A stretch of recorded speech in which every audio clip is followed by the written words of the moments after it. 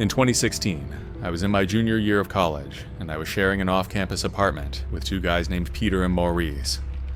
I didn't know them that well before, but we got along pretty well from the start, and it wasn't long before we were friends. We spent most weekends drinking beer and getting into dumb adventures that usually ended with someone losing their wallet or cracking a phone screen. One Friday night, Morris brought up this rumor he'd heard about an abandoned factory just out of the city. Supposedly, there were some people squatting there. It was supposed to be like a loose commune or something.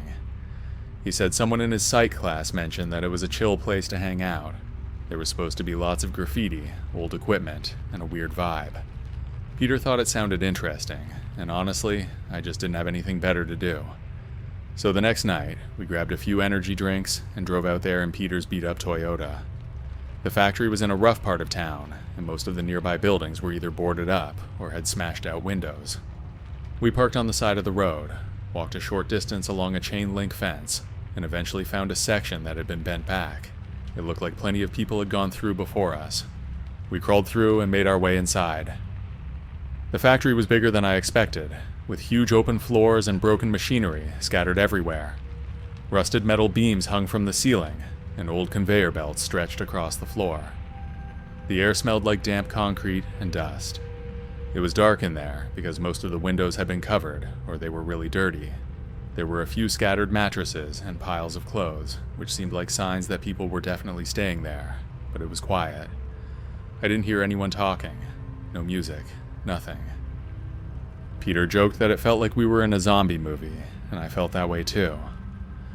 Maurice started taking photos of the graffiti, most of which was pretty bad.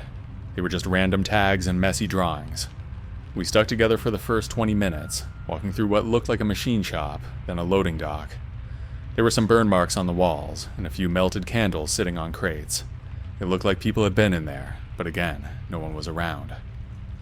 After a while, we reached a big hallway that split off in a few directions. Peter wanted to see what was upstairs. Morris said he was going to check out a different section that had a lot of paintings and junk art on the walls. I figured I'd poke around a bit more near the back and then loop around to meet them. We didn't have a plan. We just said we'd keep in touch and meet back in about 15 minutes. In hindsight, we should have stayed together. As I walked deeper into the building, it got even darker. I had the light on my phone, but it was weak and my battery was getting low.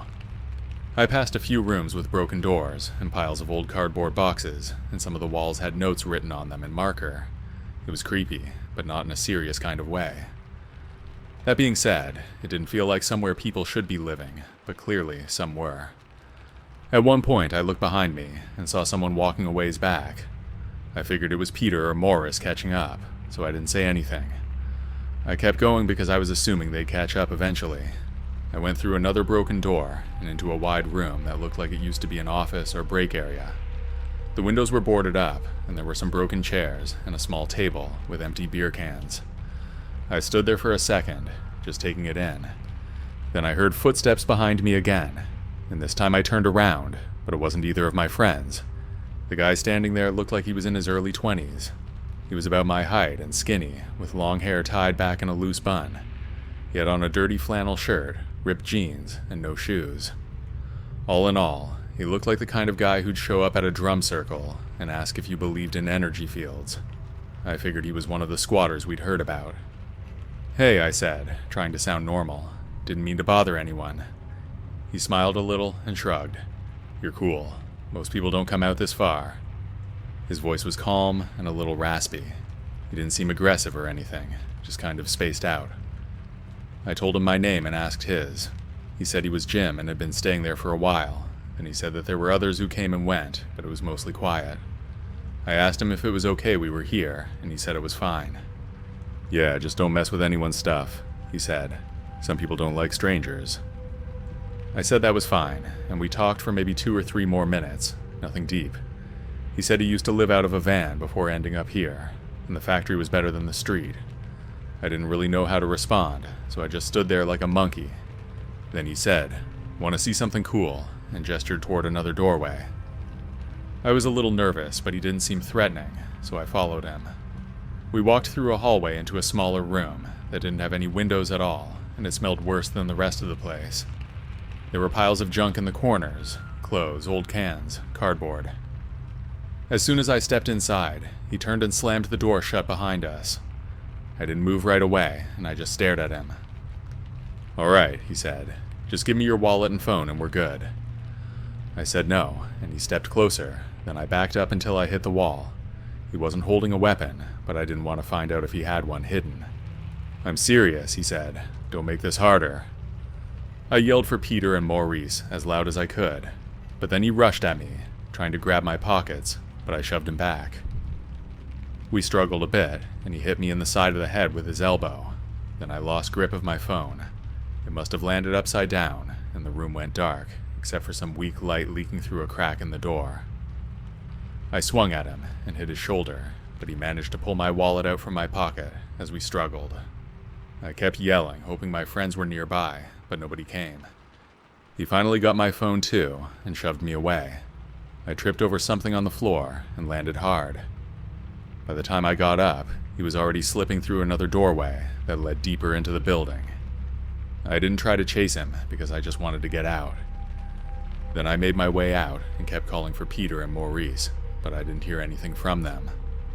When I finally reached the front section of the factory where we first came in, I still didn't see them. Then I looked around outside, thinking maybe they were waiting at the car. I climbed through the hole in the fence and stepped into the street, but when I got to where the car was, it was gone. They had left me. I stood there for a minute, just staring at the empty spot where the car had been. I kept hoping maybe I was looking in the wrong place, or maybe they had moved it down the block. I walked up and down the street, but the car was definitely gone. I didn't have my phone and I didn't have any money. I waited near the fence for a while, but they never came back. After about 20 minutes, I started walking because I didn't know what else to do. I was trying to hitchhike, but there wasn't much traffic, and the few cars that passed didn't slow down. I walked for at least a mile before I found a gas station. I went inside and told the guy working there what happened. He didn't seem too interested, but I asked if I could borrow his cell for a minute. He said no, so I went back outside and sat on the curb. A guy filling up his truck looked over at me a few times, and after a minute, he came over and asked if I was all right. I told him what happened to me. I gave him the brief version, just that my friends ditched me and I needed to get back to campus. He looked skeptical at first, but then he told me to hop in because he was headed that direction anyway. I didn't have many options, so I got in. The ride took about 25 minutes, and he dropped me off a few blocks from my apartment. I thanked him and walked the rest of the way. My head was still throbbing a little, and my shoulder was sore from hitting the wall. When I walked into the apartment, Peter and Maurice were sitting on the couch watching TV. They looked surprised to see me. Peter said, "Dude, are you okay?" I just stared at them. Maurice looked uncomfortable. "We heard you yelling. We freaked out. We thought maybe someone had a weapon or something. We didn't know what to do." "So you left me?" I said. They didn't say anything for a few seconds. Then Peter said, "We were going to call someone once we got out of there, but we figured you'd show up." I didn't even respond. I just went to my room and shut the door. Later, they both came in and tried to make more excuses. Maurice kept saying they panicked, and Peter said it was a mistake. I told them that they could have at least called the cops or waited nearby. Instead, they just drove off. I didn't stop being roommates with them because our lease wasn't up until the summer, but things weren't the same after that.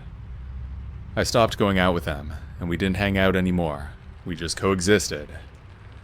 Sometimes I still wonder what would have happened if that guy had a knife, or if things had gone a little differently. But what sticks with me most is that my so-called friends left me there without even checking to see if I was all right. F those guys.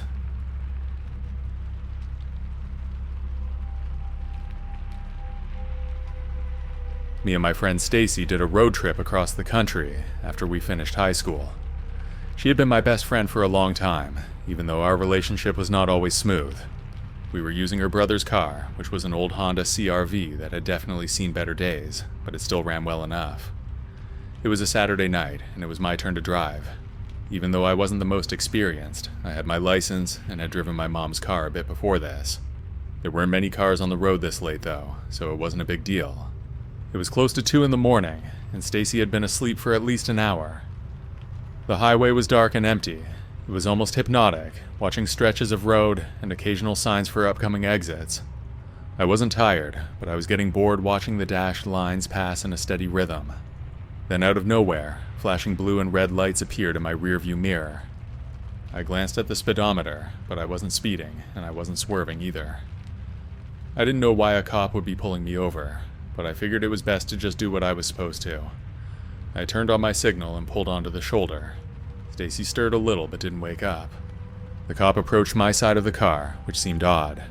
Usually they go to the passenger side if there's traffic, but the road was pretty empty, so maybe that was why. He was a big guy, middle-aged, and had a serious expression.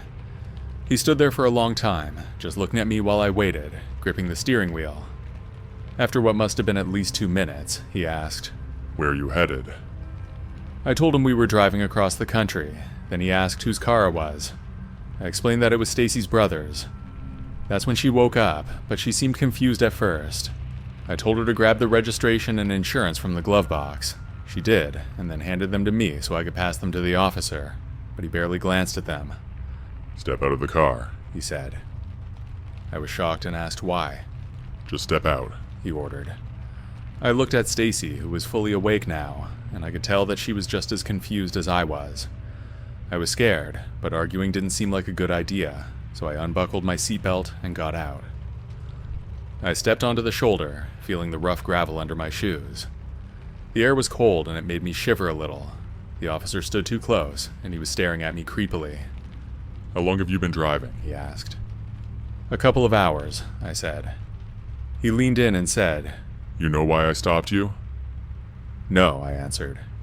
He watched me for another long moment, then gestured toward his car. "Come over here." I glanced back at Stacy while she sat in the car. She had her phone in her lap, and she was scrolling through something. I wasn't sure if she was texting someone or looking something up, but she wasn't saying anything. "Can I ask why?" I said carefully. The officer narrowed his eyes. "You don't ask the questions. Now get over here." That was when I started getting really scared. Stacy and I had talked about safety while traveling, but we never thought something like this would happen. I hesitated again, and that's when he grabbed my arm. Stacy gasped loudly from inside the car, and I twisted my arm free, stepping back toward the vehicle. I knew I had messed up right there, because a cop can arrest you for resisting like that, but for whatever reason, he didn't do anything. "Get over here now," he said, his voice low and angry, but I didn't move. The officer took a step back, watching me closely. "Have you been drinking?" he said, seeming to accuse me. "No," I fired back. "You were driving erratically." "No, I wasn't," I said, more confused than anything.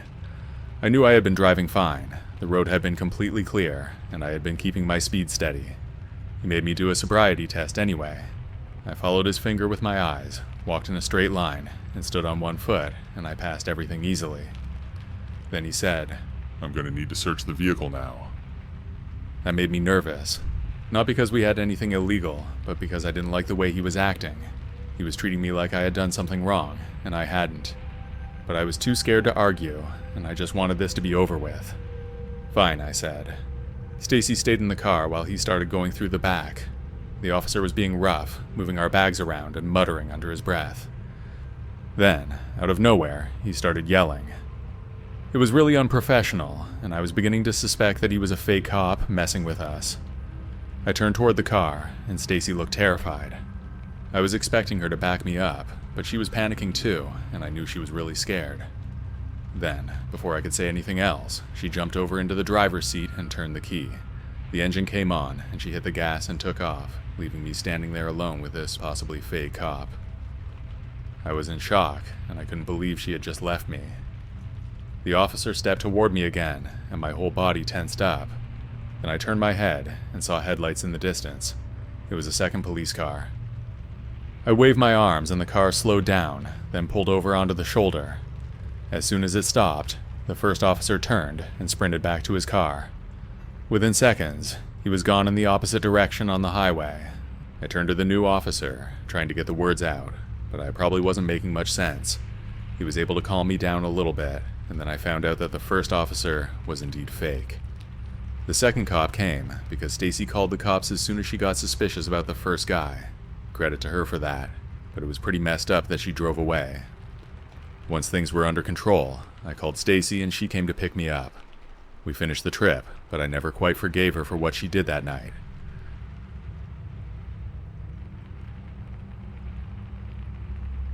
My name's John, and one time I went camping with my best friend Darren. I was really looking forward to it, but when I found out he invited his girlfriend Jess and her friend Natalie, I was disappointed. I had nothing against Jess, but I wasn't thrilled about being the fourth wheel. I had already committed though, and I didn't want to back out, so I went ahead with it. Originally, there were going to be 2 other guys coming, but they had to back out, and then it was just the 4 of us. I knew Jess a little bit, but I had never met Natalie, so I was hoping that it would turn out alright. Darren picked me up from my house early in the morning, and when I got in the car, everyone was already there. It was my first time meeting Natalie, and at first, she seemed alright. She was beautiful from what I could tell, and I was definitely attracted to her. She had long dark hair, bright green eyes, and this confidence about her that was kind of interesting. However, that was before she started talking. The drive was 4 hours, and Natalie talked almost the entire time. It wasn't normal conversation either. She went on these weird tangents about people who had wronged her, old friendships that had ended in huge fights. She blabbed about exes she had taught lessons to, and she sounded insane. At first I thought she was just being funny, or exaggerating stories to get a reaction, but the more she talked, the more I realized she was completely serious. She seemed to take a lot of pride in getting revenge on people, and after a while, I just stopped responding and let her go on. Jess just laughed at everything Natalie said, like it was all a joke. By the time we got to the campsite, I was already regretting coming. The place was a mess of mud from some recent rain, and as soon as we stepped out of the car, mosquitoes swarmed us. It was overcast and humid, and everything felt damp. We struggled to get our tents set up in the muddy clearing, and then it started raining again. The whole trip was miserable right from the start. The rain barely let up, and there wasn't much to do except sit around under a tarp that Darren had brought. We had planned to go hiking and maybe swim in the nearby lake, but the weather ruined everything. The only break we got was on the first night, when the rain finally stopped long enough for us to make a fire. Once we got it going, we opened some beers and sat around trying to make the best of it. Darren and Jess sat together on one side, and I ended up next to Natalie on the other. She immediately launched into another one of her stories. This one was about a coworker who had apparently done something to bother her. Instead of confronting them or moving on, Natalie slashed their tires in the parking lot after work. She laughed as she told me how the coworker had to call for a tow truck, completely oblivious to who had done it. She thought it was hilarious, but I just sat there staring at the fire. "That's crazy," I said, trying to sound neutral. "Oh, come on, she deserved it," she said. "Some people need to learn lessons the hard way." I glanced at Darren, but he didn't seem fazed at all. I decided I'd had enough. "I think I'm going to turn in," I said, standing up. "What? It's not even midnight," Darren said. "Come on, man, stay up a little longer." "I'm just tired," I said. He kept trying to get me to stay, and Jess joined in, but I wasn't having fun. I told them goodnight and went to my tent. I laid there for hours, listening to the others talk and laugh by the fire, but I couldn't sleep. Eventually, I heard them head to their tents, so I closed my eyes and tried again. But then at around 2 in the morning, I woke up to the sound of someone walking outside my tent. It was too dark to see anything, and I stayed completely still, waiting for whoever it was to leave, but they didn't. As I laid there, the sound of footsteps got closer. Then, all of a sudden, my entire tent collapsed. At first, I thought a tree branch had fallen on me, but then I realized that someone was hitting my tent with a branch or a log. I scrambled to cover up, but it kept coming. I was tangled up in the collapsed tent, and I was unable to move, but the hits kept coming down. I yelled out, but the person didn't stop. Finally, I heard Darren's voice, and a light went on, probably from my friend. Just then, the beating stopped, and I heard Natalie's voice. "Oh, relax. It was just a joke," she said. I pushed myself up from the wreckage of my tent, and Darren was standing there with the flashlight, looking between me and Natalie like he didn't know what to do. "What the hell's wrong with you?" I said to her. She just shrugged and laughed. "I thought you needed to loosen up." Darren tried to calm her down and get her to bed, and he was acting like this was all just some weird misunderstanding. I didn't trust her at all after that, and there was no way I was going back to sleep. Besides, I didn't have a tent anymore anyway. I spent the rest of the night sitting by the fire, listening for any sign that she was coming back. The next morning, Natalie acted like nothing had happened. She was in a great mood, laughing and chatting like usual. Jess and Darren downplayed the whole thing and said that she had just had too much to drink. I told them I was leaving, but Darren refused. He took their side and kept making excuses for Natalie. I was furious, but I had no way to leave on my own, so I stuck it out for the rest of the day. But when we finally got back home, I didn't talk to Darren again for months. It wasn't until he broke up with Jess that we spoke again. He tried to apologize for the whole thing, but I knew it was just because they had broken up that he changed his mind. If they were still together, then he would have still been against me. By then I had already realized he was a terrible friend, and nothing he said could change that.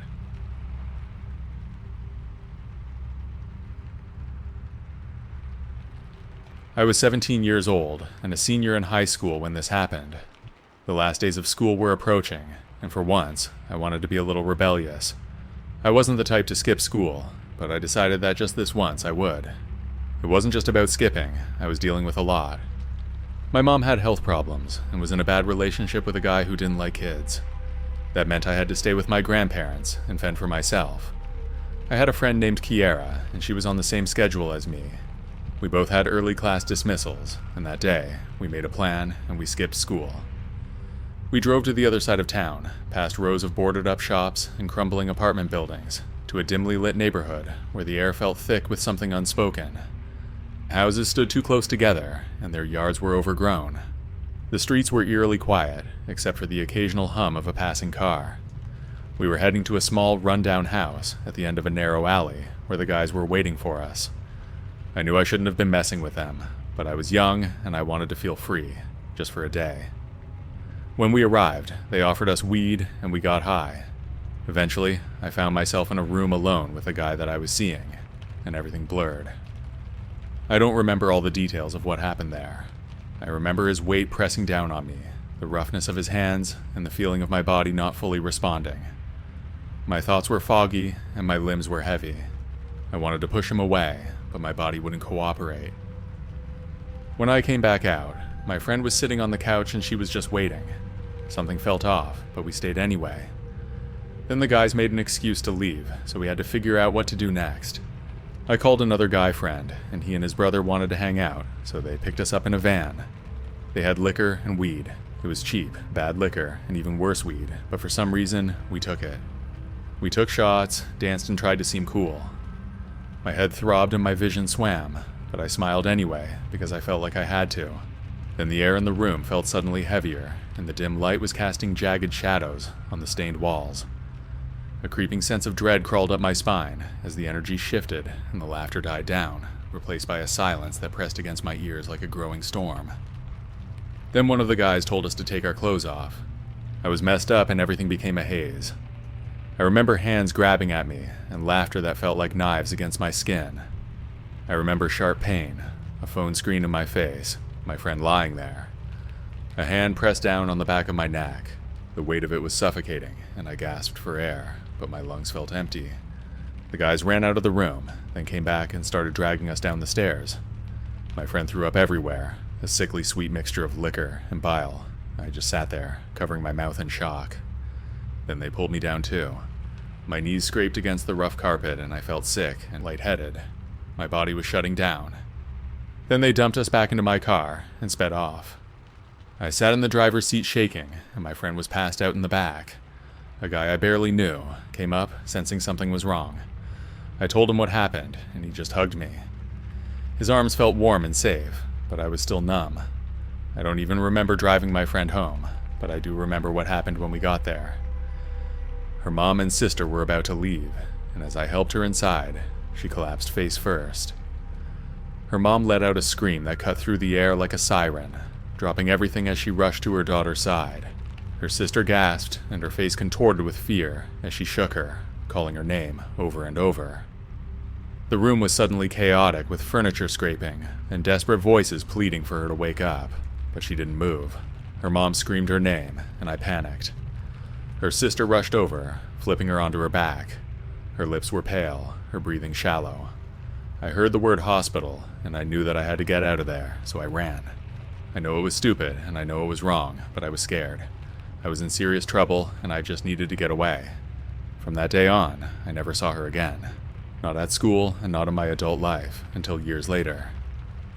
It had been 4 years since that night, and I was in college when I got a call. Someone told me that she was accusing me of setting her up that day, that I was the reason for what happened to her, and I was in shock. I defended myself and told my side of the story, but that friend who called me became an ex-friend too. And honestly, I didn't care, because I never wanted to talk about that day again.